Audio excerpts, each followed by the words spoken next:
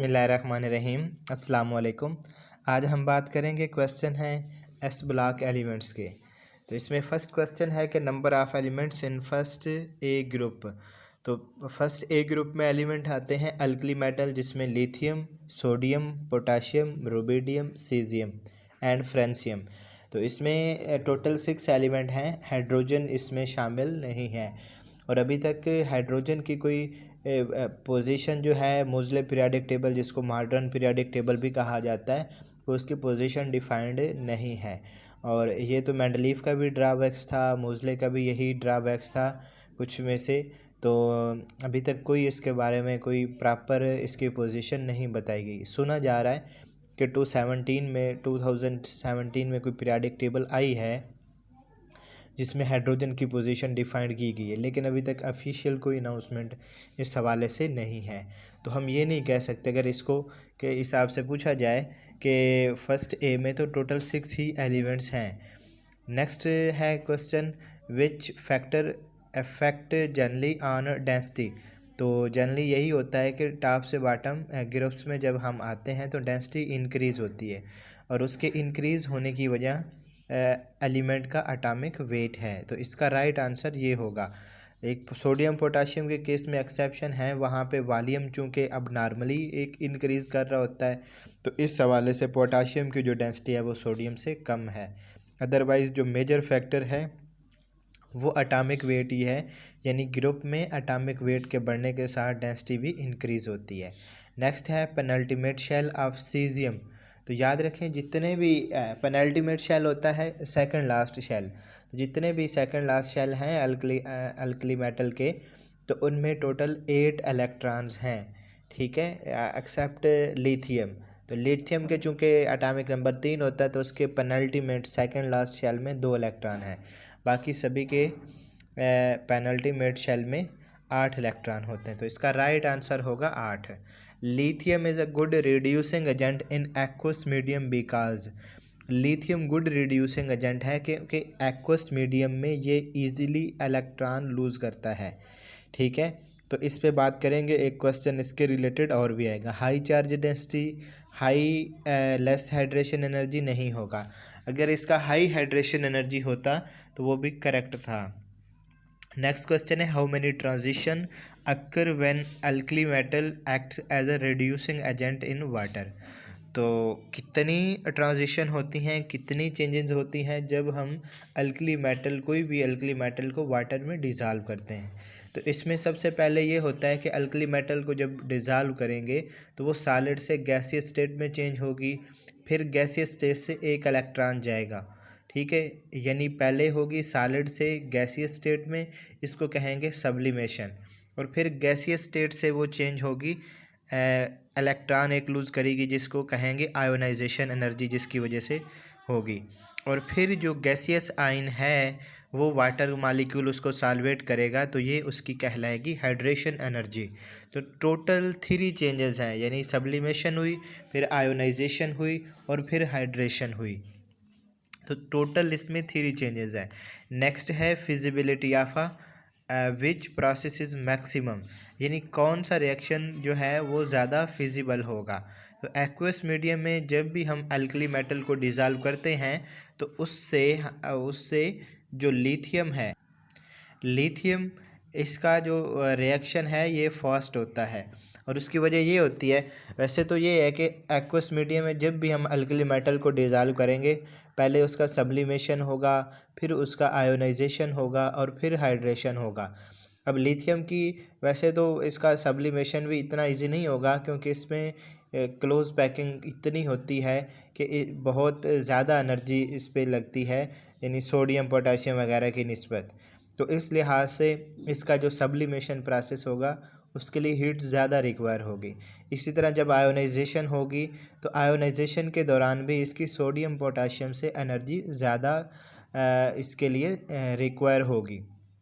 लेकिन जब lithium ion जो है वाटर इसको सॉल्वेट करेगा, जिसको हम हाइड्रेशन कहते हैं, तो हाइड्रेशन एनर्जी इसकी इतनी मैक्सिमम होती है, इतनी मैक्सिमम होती है कि ओवरऑल जब नेट रिज़ल्ट देखते हैं तो लिथियम की डिसोल्यूशन या लिथियम आयन एक्वस में चेंज होने के लिए जो नेट एनर्जी होती है वो कम होती है, यानी ओवरऑल हम सम अप करेंगे तो लिथियम के लिए कम एनर्जी दरकार होगी। लिथियम को लिथियम आयन में चेंज होने के लिए कम एनर्जी दरकार होगी, यानी वो उसमें जो हाइड्रेशन एनर्जी है वो हाइड्रेशन एनर्जी उस पर डोमिनेट कर जाएगी।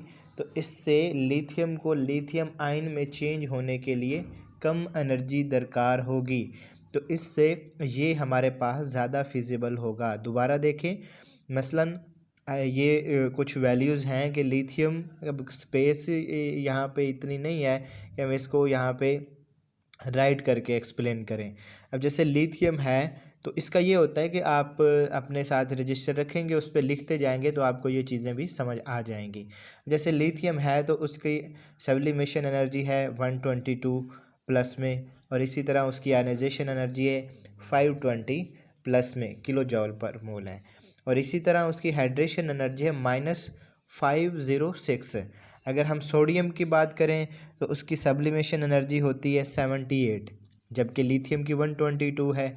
इसी तरह सोडियम की फर्स्ट आयनाइजेशन एनर्जी है 496 किलो जॉल पर मोल, ठीक है, और उसकी हाइड्रेशन एनर्जी होती है -406, हाइड्रेशन एनर्जी -406, और ये इक्वल हैं, यानी आयनाइजेशन एनर्जी और हाइड्रेशन एनर्जी बस इनका साइन अपोजिट है। तो इस लिहाज से हम लिथियम की जो 3 एनर्जीज़ हैं, ठीक है, उनका सम अप करेंगे, यानी 122 प्लस में और प्लस में 520 और माइनस में 506, तो इससे आंसर आता है 136 किलो जॉल पर मोल। और अगर सोडियम की एनर्जीज़ का सम अप करें, यानी 78 और प्लस में और प्लस 496, और सोडियम की जो हाइड्रेशन एनर्जी है -406, तो इनका जब हम सम अप करेंगे तो लिथियम की एनर्जी का वैल्यू आएगा, जब लिथियम आयन चेंज होगा एक्वस मीडियम में, लिथियम आयन में चेंज होगा, तो इसकी एनर्जी आती है 136 और सोडियम की एनर्जी आती है 168। तो इस तरह फिर लिथियम की एनर्जी कम है, यानी लिथियम को लिथियम आयन में एक्वस मीडियम में चेंज होने के लिए कम एनर्जी दरकार है, तो इस लिहाज से इसकी फिजिबिलिटी ज़्यादा होगी। तो यही वजह है कि लिथियम गुड रिड्यूसिंग एजेंट है, यही इसके पीछे रीज़न है कि लिथियम गुड रिड्यूसिंग एजेंट है। अब लिथियम गुड रिड्यूसिंग एजेंट है कि उसकी हाइड्रेशन एनर्जी ज़्यादा है, उसका इलेक्ट्रोड पोटेंशियल भी ज़्यादा है, ठीक है, लेकिन इसकी जो वजह है वो सिर्फ यही है कि इसकी जो लिथियम को लिथियम आयन में एक्वस मीडियम में चेंज होने के लिए कम एनर्जी दरकार होती है, और उसमें आपको बताया कि उसमें 3 एनर्जी इन्वॉल्व होती हैं, तो ये उसकी रीज़न है। नेक्स्ट है potassium is most reactive than lithium, this can be explained bye. अगर पोटाशियम की हम बात करें तो पोटाशियम और लिथियम, इसकी जो रिएक्टिविटी है, लिथियम कम रिएक्टिव है। अब लिथियम कम रिएक्टिव है कि उसकी आयनाइजेशन एनर्जी बहुत ज़्यादा है, आयनाइजेशन एनर्जी ज़्यादा होगी तो उसका रेट भी ज़्यादा होगा, रेट उसका कम होगा। और अगर बात करें पोटाशियम की, तो पोटाशियम को जैसे ही वाटर में डालेंगे तो वो जल्दी से सॉलिड से वेपर में गैसियस स्टेट में चेंज होके डिज़ाल्व हो जाएगी। तो मेन इसका रेट ऑफ रिएक्शन फास्ट है, इसका रेट ऑफ रिएक्शन फास्ट है, लिथियम का रेट ऑफ रिएक्शन स्लो है। और वैसे अगर हम एनर्जी की बात करें तो जिससे गिब्स एनर्जी है, गिब्स एनर्जी हमारे पास होती है, गिब्स एनर्जी यहाँ पे हमारे पास del G is equal to -NFE cell. यहाँ पे ई सेल क्या है, ये इसका इलेक्ट्रोड पोटेंशियल है, ये इसका इलेक्ट्रोड पोटेंशियल है। तो अगर बात करें लिथियम की तो उसका इलेक्ट्रोड पोटेंशियल तो मैक्सिमम होता है देन अदर अल्कली मेटल। तो इस तरह ये रिएक्शन फास्ट होगा, लिथियम का रिएक्शन फास्ट होगा, यानी लिथियम की डेजोल्यूशन पानी में ज़्यादा होगी, फास्ट होगी। लेकिन ऐसा नहीं है, यानी कि ये इस इलेक्ट्रोड पोटेंशियल पे, ये इस पे डिपेंड नहीं कर रहा। यहाँ पे वाटर में डेजोल्यूशन पूछी जा रही है, तो इस लिहाज से लिथियम जो है वाटर में इसकी रिएक्टिविटी पूछी जा रही है, तो इस लिहाज से इलेक्ट्रोड पोटेंशियल की बेस पे देखें तो लिथियम ज़्यादा रिएक्टिव है। लेकिन एक्चुअल में पोटाशियम ज़्यादा रिएक्टिव है। इसका मतलब ये हुआ कि इलेक्ट्रोड पोटेंशियल पे इनकी रिएक्टिविटी डिपेंड नहीं कर रही, बल्कि वो इनके रेट पे डिपेंड कर रही है। यानी कौन कितना इजीली इलेक्ट्रॉन लूज़ करेगा, जितना जो इजीली इलेक्ट्रॉन लूज़ करेगा उसकी उतनी ही रिएक्टिविटी ज़्यादा होगी, उसका उतना ही रेट ज़्यादा होगा। तो इसका होगा काइनेटिक ऑफ रिएक्शन। उसके बाद क्वेश्चन है lithium oxide, sodium oxide, potassium and rubidium oxide है स्ट्रक्चर। तो इनका स्ट्रक्चर होता है anti fluoride structure. Anti fluoride structure हमारे पास होता है AB, ये हमारे पास होता है फ्लोराइड स्ट्रक्चर AB2 टाइप। ठीक है, जैसे कैल्शियम फ्लोराइड है तो कैल्शियम, बाज़ इस स्ट्रक्चर को नाम दिए गए हैं कि अगर किसी कंपाउंड का स्ट्रक्चर है तो उससे जो बाकी रिजेंबल कर रहे हैं उस स्ट्रक्चर से, तो जैसे फ्लोराइड स्ट्रक्चर, इसके स्ट्रक्चर को कहा गया फ्लोराइड स्ट्रक्चर और इसका नाम भी फ्लोराइड है। तो इसी तरह जो कोई और हमारे पास होगा कंपाउंड होगा जिसका स्ट्रक्चर दिस लाइक होगा तो उसे भी हम कहेंगे फ्लोराइड स्ट्रक्चर। अब जो एंटी फ्लोराइड होता है उसमें हमारे पास A2B आ जाता है, A2B टाइप। ठीक है, जैसे यहाँ पे है Na2O, तो इनका स्ट्रक्चर है anti fluoride structure, anti fluoride structure. Fluoride structure में कोऑर्डिनेशन नंबर होता है केटाइन का 8 कोऑर्डिनेशन नंबर होता है कैल्शियम जैसे यहाँ पे है। ठीक है, और फ्लोराइड का होता है कोऑर्डिनेशन नंबर 4 कि उसका साइज स्मॉल है, और कैल्शियम के भी साइज स्मॉल है लेकिन उसके चार्ज डेंसिटी ज़्यादा है, तो इस लिहाज से उसका कोऑर्डिनेशन नंबर मैक्सिमम होगा। लेकिन यहाँ पे हमारे पास एंटी फ्लोराइड में चेंज हो जाता है। तो ये क्वेश्चन भी आया था, इसमें यह फ्लोराइड स्ट्रक्चर के रिलेटेड था। बहरहाल इनका स्ट्रक्चर एंटी फ्लोराइड होता है। और जो लास्ट है हमारे पास सीजियम का ऑक्साइड, वो एक एक्सेप्शन है और उसका स्ट्रक्चर होता है कैडमियम क्लोराइड स्ट्रक्चर। ठीक है, नेक्स्ट क्वेश्चन है lithium fluoride is soluble in water. तो ये कोवलेंट नेचर की वजह से बिल्कुल नहीं है। Lithium fluoride ionic in nature होता है और इसकी हाई लैटिस एनर्जी है, ये इसका ऑप्शन करेक्ट है। हाई लैटिस एनर्जी होने की वजह से लिथियम फ्लोराइड वाटर में इनसॉल्युबल है। उसके बाद है chlorates of which metal has maximum solubility. तो इसका होगा लिथियम क्लोरेट। उसके बाद है sodium react with ammonia to form. Sodium का जब अमोनिया के साथ रिएक्शन होगा, याद रखें अगर सोडियम का हम यहाँ पे होता क्वेश्चन के sodium dissolution of sodium in ammonia to form, तो इसमें होना था अमोनेटेड इलेक्ट्रॉन या ब्लू कलर सोल्यूशन या पैरामैग्नेटिक होता है। लेकिन यहाँ पे सिंपल है सोडियम और अमोनिया का रिएक्शन। तो अल्कली मेटल जितने भी हैं जब अमोनिया के साथ इनका रिएक्शन होता है तो ये अमाइड बनाते हैं, ये अमाइड बनाते हैं। तो इस लिहाज से यहाँ पे अमाइड नहीं है, लिथियम अमाइड बनाता है, लिथियम आइमाइड बनाता है, जैसे LiNH इस तरह। ठीक है, लेकिन बाकी जितने भी अल्कली मेटल हैं वो अमाइड बनाते हैं। एमाइड ये NH2 और ईमाइड इसमें NH आएगा। ठीक है, तो लिथियम एक्सेप्शन है। बाकी यहाँ पे रिएक्शन पूछा गया है तो इस हिसाब से यहाँ पे कोई भी राइट आंसर नहीं है। Of the following compound do not form alum. तो लिथियम के सल्फेट एलम नहीं बनाते क्योंकि इनकी ये अनस्टेबल होते हैं। लिथियम अनस्टेबल होता है ड्यू टू स्मॉलर साइज, और स्मॉलर केटाइन के साथ लार्जर एनाइन सूट नहीं करेगा। Of the following is not mineral. तो इसमें साल्वाइट ये होता है पोटाशियम क्लोराइड, साल्वाइट होता है पोटाशियम क्लोराइड, और साल्वाइन भी इसी को कहते हैं पोटाशियम क्लोराइड को। और साल्वाइट ये मिक्सचर होता है पोटाशियम क्लोराइड और सोडियम क्लोराइड का, यानी कि ये सल्वाइट और हैलाइट का मिक्सचर होता है। तो ये मिनरल नहीं है, ये मिनरल का मिक्सचर है। How many elements lighter than water. तो हमारे पास जो वाटर से यानी जिनकी डेंसिटी कम होगी तो वो है लिथियम, उसके बाद है सोडियम, और सोडियम के बाद है पोटाशियम। और अल्कलाइन अर्थ मेटल में जितने भी एलिमेंट हैं उनकी डेंसिटी वाटर से ज़्यादा है। वाटर की डेंसिटी होती है 1 ग्राम पर सेंटीमीटर क्यूब। तो अल्कलाइन अर्थ मेटल जितने भी हैं उनकी डेंसिटी ज़्यादा है वाटर से। तो ये टोटल 3 ही मेटल हैं, तो इसका राइट आंसर होगा 3। Hypo is the chemical name of या कमर्शियल नेम ऑफ, तो ये होता है सोडियम थायोसल्फेट का, sodium thiosulphate Na2S2O3।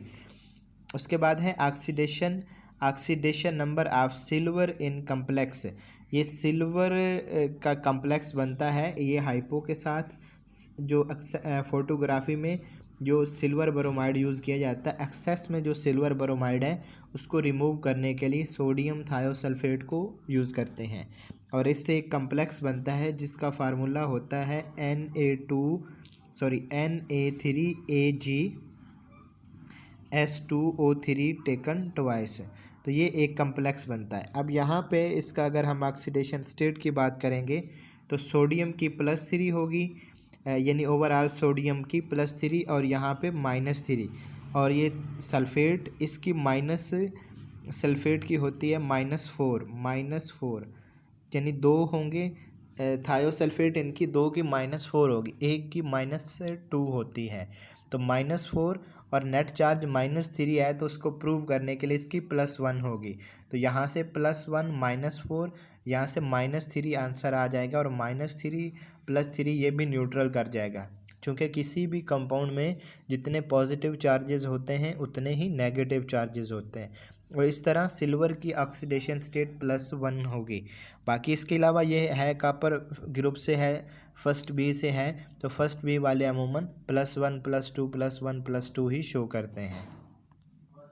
Of the following compound solution change red litmus into blue, तो बेसिक सोल्यूशन जो होते हैं वो रेड लिटमस को ब्लू कर देते हैं, लेकिन यहाँ पे एक ये एक्सेप्शन है, सोडियम परऑक्साइड। सोडियम परऑक्साइड चूँकि ये जब वाटर में हम इसको डिज़ाल्व करेंगे सोडियम हाइड्रोक्साइड बनाएगा, और इसके साथ ये H2O2 बनाएगा, यानी कि हाइड्रोजन परऑक्साइड। परऑक्साइड अमूमन वाटर में डिज़ाल्व होके हाइड्रोजन परऑक्साइड भी देते हैं, और हाइड्रोजन परऑक्साइड एक स्ट्रॉन्ग ऑक्सीडाइजिंग एजेंट है, ठीक है। तो ये ऑक्सीडेशन करेगा लिटमस की सॉल्यूशन की और या लिटमस पेपर की, तो उसका कलर फेड कर देगा, उसको ब्लीच कर देगा। हाइड्रोजन परऑक्साइड ये ब्लीचिंग एजेंट भी हैं, वैसे ये कलर को फेड करने के लिए, वाइटनेस लाने के लिए भी इसको यूज़ करते हैं। अमूमन कॉस्मेटिक्स वगैरह में भी फीमेल भी हाइड्रोजन परऑक्साइड को यूज़ करती है, मेडिसिन में भी इसका यूज़ होता है, तो ये कलर को फेड करने के लिए इसको यूज़ करते हैं। तो इसका राइट आंसर होगा सोडियम परऑक्साइड, क्योंकि इसमें क्या होता है जब वाटर में डिज़ाल्व करेंगे तो ये देगा सॉल्यूशन हाइड्रोजन परऑक्साइड देगा, और हाइड्रोजन परऑक्साइड ऑक्सीडाइजिंग एजेंट है जिसकी वजह से ये कलर को फेड कर देगी। Which is correct about sodium peroxide, तो सोडियम परऑक्साइड ये डायामैग्नेटिक है, याद रखें। नॉर्मल ऑक्साइड परऑक्साइड डायामैग्नेटिक होते हैं और सुपर ऑक्साइड पैरामैग्नेटिक होते हैं। क्योंकि सुपर ऑक्साइड में हमारे पास अनपेयर्ड इलेक्ट्रॉन होता है, उसमें 2 ऑक्सीजन के दरमियान एक बॉन्ड, और दूसरा जो बॉन्ड होता है वो 3 इलेक्ट्रॉन बॉन्ड होता है। इस तरह ये हमारे पास होगा इसका, ये हमारे पास होगा इसका सुपर ऑक्साइड, ठीक है। तो इनमें एक अनपेयर्ड इलेक्ट्रॉन होता है, लेकिन सोडियम परऑक्साइड ये चूँकि डायामैग्नेटिक है, इसमें अनपेयर इलेक्ट्रॉन नहीं होगा, ठीक है। उसके बाद अनपेयर इलेक्ट्रॉन भी नहीं है, पैरामैग्नेटिक भी नहीं है, और कलर्ड होगा इसका, ये राइट आंसर है। कलर्ड इस वजह से होता है कि इसमें कुछ ट्रेसेस होते हैं, इसमें कुछ ट्रेस अमाउंट होती है किसकी, सोडियम सुपर ऑक्साइड की, तो ये भी एग्जिस्ट करेगा, तो इस वजह से ये कुछ कलर होता है, येलो कलर होता है इसका। नेक्स्ट है ethanol can be best dried by ethanol, तो इसको हम चूँकि इथेनॉल अल्कली मेटल के साथ ये रिएक्शन कर जाता है और हाइड्रोजन गैस रिलीज़ करता है, लिहाजा हम सोडियम और लिथियम इथेनॉल को ड्राई करने के लिए इस्तेमाल नहीं करेंगे, और कैल्शियम इसके साथ रिएक्शन नहीं करेगा, तो कैल्शियम को हम यूज़ करेंगे इथेनॉल को ड्राई करने के लिए।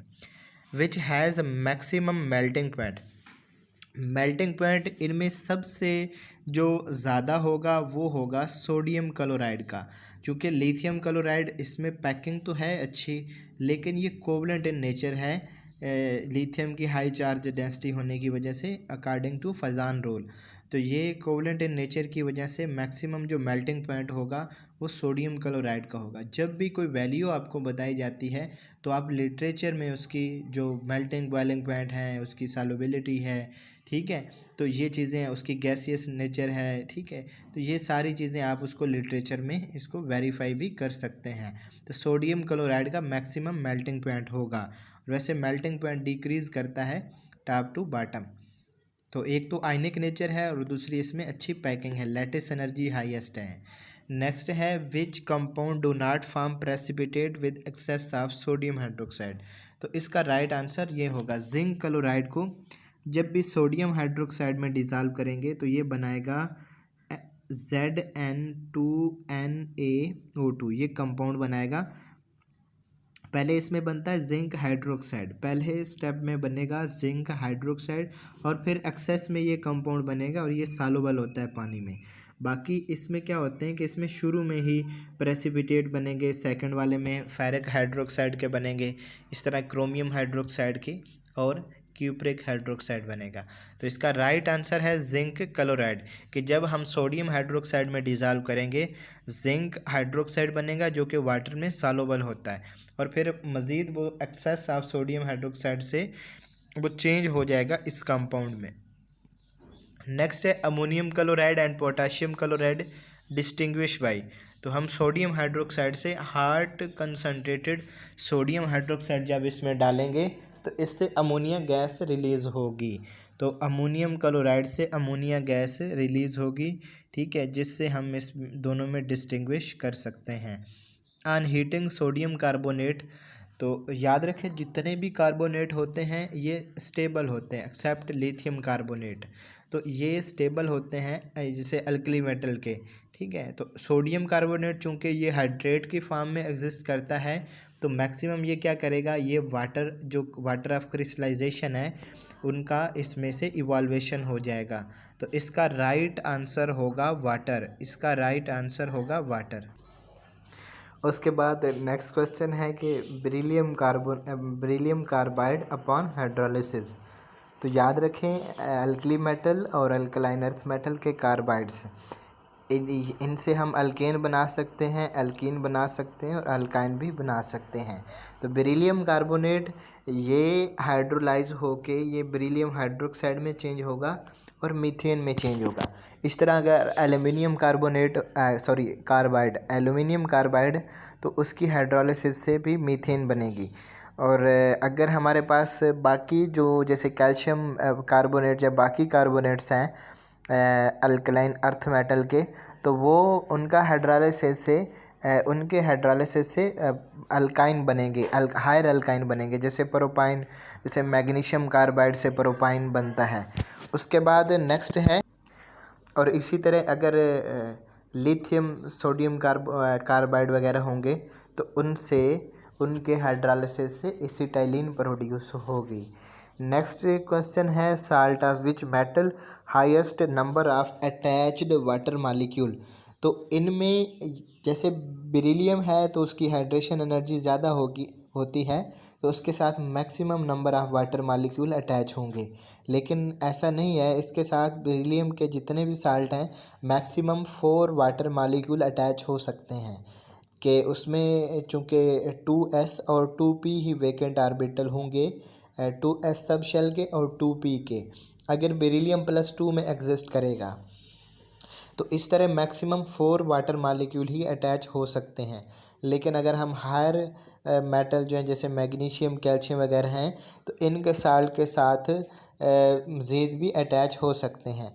लेकिन इसमें ये होता है कि जैसे magnesium calcium strontium barium radium वगैरह तो जैसे टॉप से बॉटम ग्रुप्स में आते हैं तो उनकी जो हाइड्रेशन एनर्जी है वो कम होती है, चार्ज डेंसिटी कम होगी, चार्ज डेंसिटी कम होगी तो हाइड्रेशन एनर्जी कम होगी। मीन के वाटर के मॉलिक्यूल की जो अटैचमेंट है वो डिक्रीज़ करेगी, नंबर ऑफ़ वाटर मॉलिक्यूल की जो अटैचमेंट है वो डिक्रीज़ करेगी। तो इस तरह जो मैक्सिमम वाटर मॉलिक्यूल अटैच होंगे वो मैग्नीशियम के साथ होंगे। अब बेरिलियम से ज़्यादा क्यों है, चूँकि इसमें वेकेंट d ऑर्बिटल भी आ जाएगा। क्योंकि इसकी कन्फिग्रेशन में आता है 3s2, तो 3s2 में फिर 3p भी आएगा, 3d भी आएगा, तो इसमें 6 तक, अप टू 6 तक इसमें अटैच होते हैं वाटर मॉलिक्यूल। तो इस लिहाज से बेरिलियम के हाइड्रेशन एनर्जी के हिसाब से तो ज़्यादा होंगे, लेकिन उसमें फिर डी आर्बिटल वेकेंट नहीं है, डी आर्बिटल उसमें नहीं है, तो इस तरह फिर मैक्सिमम 4 वाटर मॉलिक्यूल ही अटैच हो सकेंगे। नेक्स्ट क्वेश्चन है कैल्शियम कार्बोनेट एग्जिस्ट इन, तो इसकी 2 क्रिस्टलाइन फॉर्म है। कैल्शियम हाइड्रोक्साइड, तो जब कैल्शियम हाइड्रोक्साइड होगा तो ये फार्मूला होता है सॉलिड स्लैक्ड लाइम का, और अगर लाइम वाटर हो तो ये एक्वस और सैचुरेटेड सॉल्यूशन होता है कैल्शियम हाइड्रोक्साइड का, और मिल्क ऑफ लाइम ये सस्पेंशन होता है कैल्शियम हाइड्रोक्साइड का। नेक्स्ट है blackboard chalk made up of, तो ब्लैक बोर्ड चाक ये जिप्सम का बनाते हैं या इसको प्लास्टर ऑफ पेरिस का। अब ये नहीं है कि चाक जो है ये वाइट दिखता है तो ये जो वाइट चीज़ें होती हैं ये कैल्शियम कार्बोनेट, क्वेश्चन दिया था मैक्सिमम जो बच्चों ने इसका कैल्शियम कार्बोनेट आंसर किया। भाई जितनी भी चीज़ें वाइट हैं वो कैल्शियम कार्बोनेट वाइट होता है, तो भाई चाक भी इससे बनाया गया है, तो ऐसा नहीं है। अब जो चाक ब्लैक बोर्ड चाक ये बनाया जाता है जिप्सम से या प्लास्टर ऑफ पेरिस से। जैसे आप देख लें कि छतों की जो सीलिंग होती है वो उसके प्लास्टर ऑफ पेरिस होता है, वैसे कोई जो केमिस्ट्री जिसने नहीं पढ़ रखी होगी वो कहेगा भाई ये चूने से बनाई जाती हैं, और चूना तो हमारे पास होता है ना कैल्शियम हाइड्रोक्साइड, ठीक है ना, यानी चूना जब एक्वस में होगा तो कैल्शियम हाइड्रोक्साइड हम कहते हैं, तो ऐसा नहीं है। तो ये जैसे सीलिंग आप पढ़ते हैं या स्टैचू वगैरह होते हैं, ये मेलों वगैरह पे भी बने पड़े होते हैं वहाँ पे, तो ये बनाए जाते हैं प्लास्टर ऑफ पेरिस से, तो उसकी वो हार्डनेस वगैरह की प्रॉपर्टीज़ की वजह से तो ये ज़्यादा मजबूत होते हैं। तो इस वजह से जो वाइट बोर्ड चाक है ये भी अमूमन प्लास्टर ऑफ पेरिस या जिप्सम का बनाया जाता है। तो इसका राइट आंसर होगा calcium sulphate dihydrate. Setting of plaster of Paris, तो setting of plaster of Paris में 2 स्टेप्स इन्वॉल्व होते हैं, और याद रखें ये एक एक्सोथर्मिक रिएक्शन है, और इसमें 2 स्टेप्स इन्वॉल्व होते हैं। पहले में क्या होता है कि सेटिंग होती है, जब यानी वाटर हम उसमें डालते हैं तो उसमें सेटिंग होती है, और उससे जो प्लास्टर ऑफ पेरिस है वो आर्थोरोहम्बिक जिप्सम में चेंज होता है, और फिर दूसरे स्टेप में आर्थोरोहम्बिक जिप्सम जो है वो चेंज हो जाता है मोनोक्लिनिक जिप्सम में। यानी कि 2 स्टेप्स इन्वॉल्व होते हैं। पहले स्टेप में क्या होता है कि जो प्लास्टर ऑफ पेरिस है वाटर जब हम ऐड करेंगे तो प्लास्टर ऑफ पेरिस चेंज होगा आर्थोरोहम्बिक जिप्सम में, और फिर इस स्टेप को हम बोलते हैं सेटिंग स्टेप। और फिर दूसरे स्टेप में क्या होता है कि आर्थोरोहम्बिक जो जिप्सम होता है वो चेंज होता है मोनोक्लिनिक पे, ये सेकंड स्टेप, और इसको कहते हैं हार्डनिंग स्टेप। 2 स्टेप इन्वॉल्व होते हैं, और ये एक्सोथर्मिक रिएक्शन होता है, और इसमें अमूमन जितना भी जिप्सम हम लेंगे प्लास्टर ऑफ पेरिस लेंगे तो उससे थोड़ा जो वॉल्यूम है वो इंक्रीज़ होता है, चूँकि वाटर मॉलिक्यूल कुछ स्पेसेस वगैरह में अकोमोडेट कर जाते हैं। नेक्स्ट है barium chloride in the laboratory reagent. तो बेरियम क्लोराइड ये जब हम सल्फेट कोई होगा साल्ट होगा तो उसको डिटेक्ट करने के लिए, आइडेंटिफाई करने के लिए हम बेरियम क्लोराइड भी यूज़ कर सकते हैं। क्योंकि बेरियम क्लोराइड जैसे कोई भी हमारे पास सल्फ़ेट है, सोडियम सल्फ़ेट वगैरह है, तो बेरियम सल्फ़ेट बेरियम उसके साथ रिएक्शन करके क्या बनाएगा, बेरियम सल्फ़ेट। और अगर सोडियम सल्फ़ेट है तो फिर सोडियम क्लोराइड और बेरियम सल्फ़ेट बनेगा, यानी बेरियम क्लोराइड का रिएक्शन होगा सोडियम सल्फ़ेट के साथ, तो उससे बेरियम सल्फ़ेट और सोडियम क्लोराइड बनेगा। और बेरियम सल्फ़ेट चूँकि पानी में इनसॉल्युबल है तो इसके वाइट प्रेसिपिटेट बनेंगे, ठीक है। तो इस तरह सल्फ़ेट आयन को हम आइडेंटिफाई कर सकते हैं। और अमूमन जो हमारे पास प्रैक्टिकल आपने पढ़ रखे होंगे उसमें जो थर्ड ग्रुप होता है जिसको स्पेशल ग्रुप एसिडिक रेडिकल कहा जाता है, उसमें 2 ही आयन होते हैं, सल्फ़ेट और फॉस्फेट आयन। तो फास्फेट और सल्फेट रेडिकल को हम डिस्टिंग्विश करने के लिए हम ये टेस्ट परफॉर्म करते हैं। अब यहाँ पे बोथ ऑप्शन नहीं होगा क्योंकि ये टेस्ट फास्फेट के लिए नहीं है। फास्फेट जो होते हैं वो पानी में सॉल्युबल होंगे, वो प्रेसिपिटेट नहीं बनाते। इस तरह ये सल्फेट के लिए ही टेस्ट होगा। वैसे हम दो में डिस्टिंग्विश करने के लिए इसको यूज़ करेंगे। जैसे अल्केन के लिए और अल्कीन को डिस्टिंग्विश करने के लिए हम बायो टेस्ट या ब्रोमीन वाटर टेस्ट परफॉर्म करते हैं। अब इसका मतलब ये तो नहीं है कि अगर ऑप्शन में अल्केन अल्कीन आ जाए कि बायो टेस्ट किसके लिए यूज़ करते हैं तो आप दोनों लगा दें, तो उसमें हम अल्कीन के लिए यूज़ करते हैं, लेकिन डिस्टिंग्विश में फिर कोई और भी हो सकता है। ठीक है, तो इस तरह सल्फेट रेडिकल के लिए टेस्ट होता है। उसके बाद है which compound is use to detect sound under water. तो इसमें फर्स्ट पे जो कंपाउंड है इसको हम यूज़ करते हैं, बेरियम का ये कंपाउंड है। ये एक्चुअल में होता है पैजियो इलेक्ट्रिक ये कंपाउंड होता है, PIEZO पैजियो इलेक्ट्रिक। वो सब्सटेंस होते हैं सॉलिड स्टेट में पड़ा होगा कि जिन पे हम कोई मैकेनिकल स्ट्रेस अप्लाई करते हैं तो उससे इलेक्ट्रिक करंट प्रोड्यूस होता है। तो इससे इलेक्ट्रिक करंट प्रोड्यूस होता है, यानी कुछ मॉलिक्यूल में पोलर नेचर आ जाती है। तो क्या होता है कि जब इसको कंपाउंड का जो इंस्ट्रूमेंट है इसको यूज़ करते हैं, तो जब इसको हम इंस्ट्रूमेंट के थ्रू भेजते हैं नीचे, तो ओशन वगैरह में साउंड को डिटेक्ट करने के लिए वहाँ पे जैसे वाइब्रेशन प्रोड्यूस होंगी, ठीक है ना, साउंड प्रोड्यूस होगी, एक मैकेनिकल वर्क होगा और वो वर्क जो है इलेक्ट्रिकल सिग्नल में चेंज होगा। तो इस तरह साउंड को डिटेक्ट करने के लिए भी हम इसको यूज़ करते हैं। ठीक है, उसके बाद नेक्स्ट क्वेश्चन है कि beryllium show maximum hybridization state. तो बेरिलियम दो फॉर्म में एग्जिस्ट करेगा, बेरिलियम वेपर स्टेट में और सॉलिड स्टेट में। वैसे अमूमन सॉलिड स्टेट में एग्जिस्ट करता है और वो है पॉलीमर की फॉर्म में। जैसे हमारे पास बेरिलियम क्लोराइड है, बेरिलियम क्लोराइड ये हमारे पास है, तो इसमें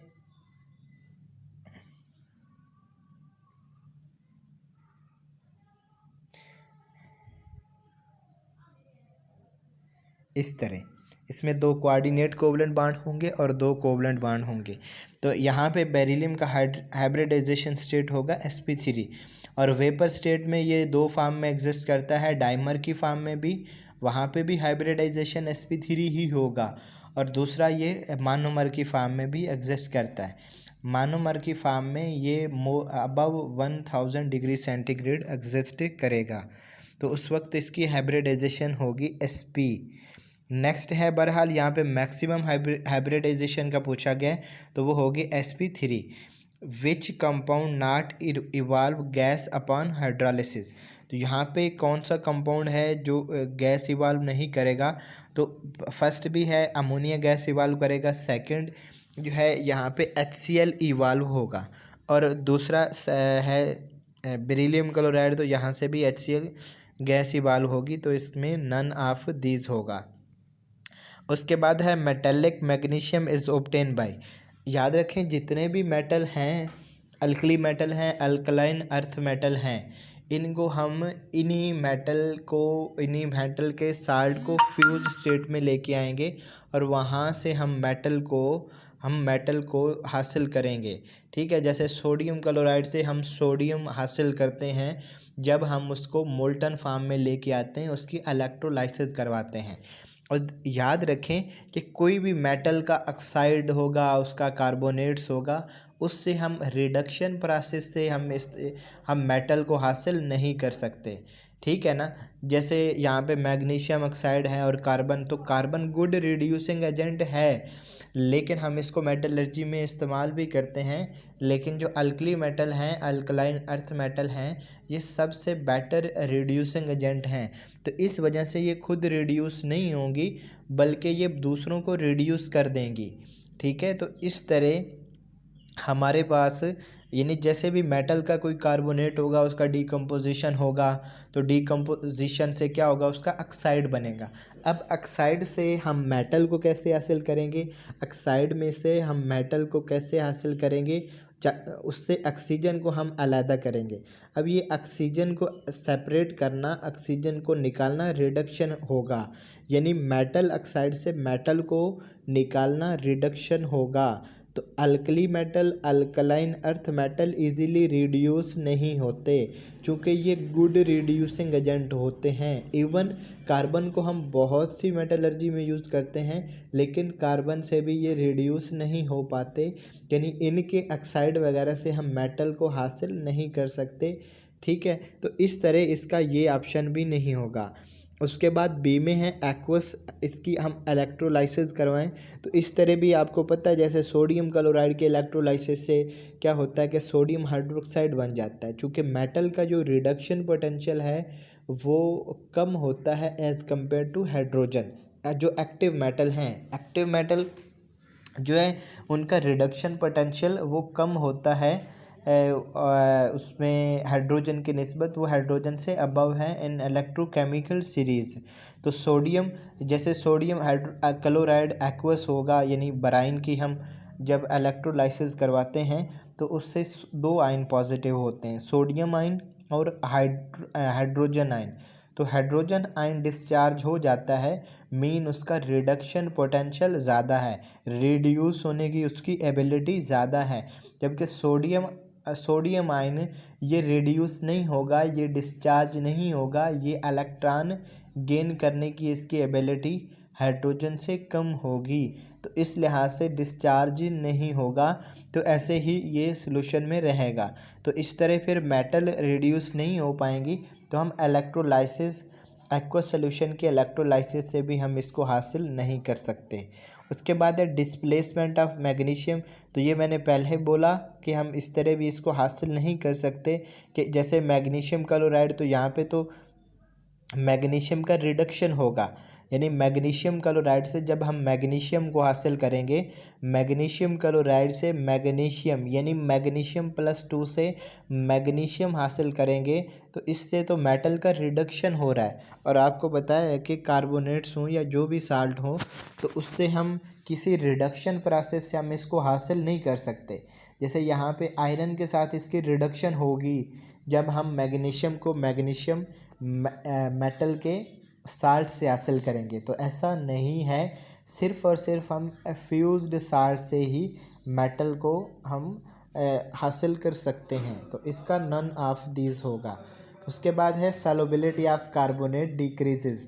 तो सॉल्युबिलिटी डिक्रीज़ करती है हाइड्रेशन एनर्जी के डिक्रीज़ होने से। Among the following has ionic product. तो इसमें यानी आयनिक प्रोडक्ट किस में ज़्यादा होगा सॉल्युबिलिटी प्रोडक्ट से, तो सॉल्युबिलिटी प्रोडक्ट यहाँ पे सबसे कम होगा बेरिलियम हाइड्रोक्साइड का, कोवलेंट नेचर है और इसकी हाईएस्ट लेटेस्ट एनर्जी है, जिसकी वजह से ये लेस सॉल्युबल होगा, ये लेस सॉल्युबल होगा इन एक्वस मीडियम। नेक्स्ट है which metal ion not detected by filter ash test.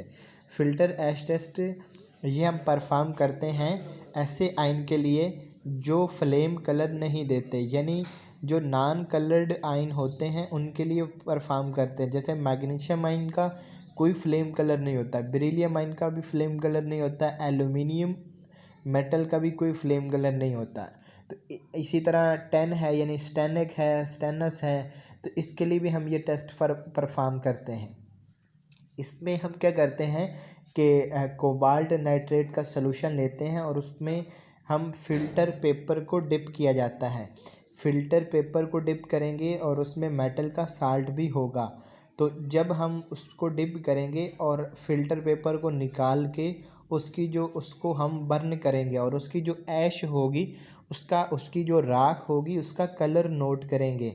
जैसे मैग्नीशियम की जो राख है इसका ब्लू कलर आता है गालबन, तो इस तरह हम इनको डिटेक्ट कर सकते हैं फ़िल्टर ऐश टेस्ट से, या इसको कहते हैं कोबाल्ट नाइट्रेट टेस्ट। ठीक है, तो ऐसे आयन के लिए परफॉर्म किया जाता है जो कोई फ्लेम कलर नहीं देते, यानी कि जिन आयन को हम बोरेक्स बीट टेस्ट से डिटेक्ट नहीं कर सकते उनको भी मोस्टली को हम इस टेस्ट से डिटेक्ट कर सकते हैं। उसके बाद है यानी फ़िल्टर ऐश टेस्ट, मीन के उसकी राख का हम टेस्ट करते हैं, उसका कलर हम उसको उसकी आइडेंटिफिकेशन से हम मेटल आयन को आइडेंटिफाई कर सकते हैं। उसके बाद नेक्स्ट है bicarbonate of which metal exist in liquid state. तो बाइकार्बोनेट जितने भी हैं अल्कली मेटल के, वो सॉलिड स्टेट में एग्जिस्ट करते हैं, लेकिन लिथियम के और मैग्नीशियम के ये सॉल्यूशन में एग्जिस्ट करते हैं, तो वैसे ये अनस्टेबल होते हैं।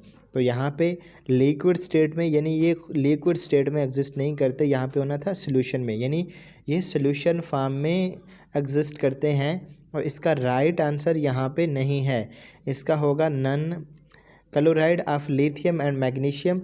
तो ये हमारे पास के अब 3 तरह के यहाँ पे दिए हुए हैं टर्म। एक है डेलिक्विसेंट।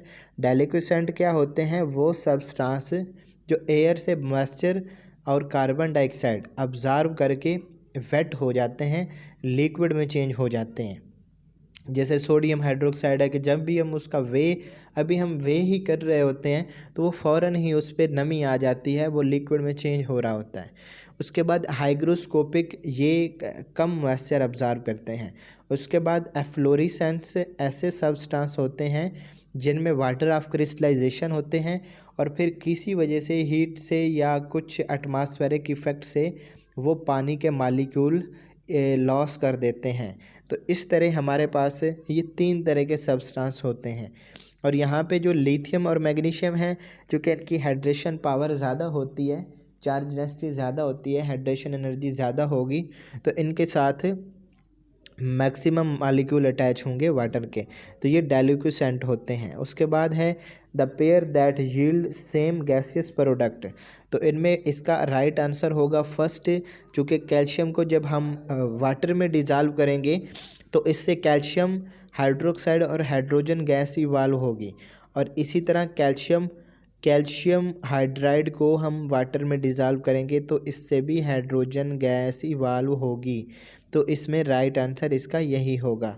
ठीक है, नेक्स्ट क्वेश्चन हम आगे डिस्कस करेंगे, वो होंगे हाइड्रोकार्बन्स के, एलिफेटिक और एरोमेटिक्स के। और याद रखें इनके साथ साथ नोट्स भी प्रिपेयर करें। और इंशाल्लाह ये हमारा जो टेस्ट था ये स्कूल ऑफ केमिस्ट्री ग्रुप है जो उसमें ऐड नहीं है, तो वो बात याद रखें कि स्कूल ऑफ केमिस्ट्री हमारा व्हाट्सएप ग्रुप है, वहाँ पे ये ऑनलाइन टेस्ट कंडक्ट किए जाते हैं लेक्चरशिप के एग्ज़ाम के लिए, उसकी तैयारी के लिए। और इसमें 40 मार्क्स का ये टेस्ट होता है और एक चैप्टर के लिए 2 या 3 दिन दिए जाते हैं। नंबर आप नोट कर सकते हैं 0344780778। ठीक है, तो नेक्स्ट इंशाल्लाह हम जो हाइड्रोकार्बन हैं उनके रिलेटेड क्वेश्चन डिस्कस करेंगे। ठीक है, अल्लाह हाफ़िज़।